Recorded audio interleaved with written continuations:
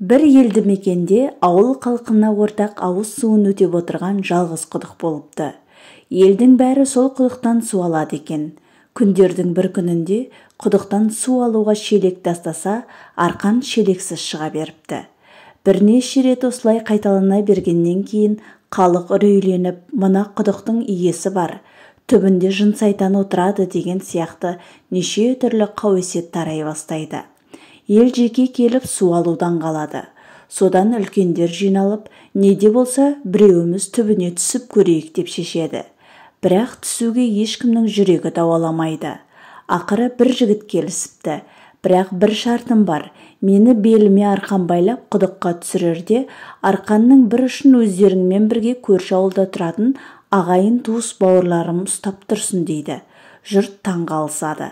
Келіспейін десе басқа түсетін ешкім жоқ. Содан ағайын туысын шақыртады. Ел болып әлгі жігіттің беліне арқан байлап құдыққа түсіреді. Арқанның бір ұшын ағайындары және сол ауылдың адамдары бірге ұстап тұрады. Құдыққа түссе түбінде бір маймыл отыр екен. Арқаннан шелектерді шешіп алып қала бергеннен іші шелекке толып кеткен екен. Содан жігіт әлгі маймылды иығына алып жоғары арқанды тарттырады. Құдықтың аузына жақындағанда ел маймылды көріп, ойбай, шайтан деп арқанды тастай салып қашады. Тек ағайын бауырлары ғана арқанды жібермей жігітті құдықтан алып шығады. Қиссадан алатын түйін: бауырың арқылы айбының асады. Шежірелеріңді жақсы біліп, ағайын туыстарыңмен араларыңды жақсартыңдар. Егер олармен жақсы болсаң, саған олардан жақын жанашыр ешкім болмайды.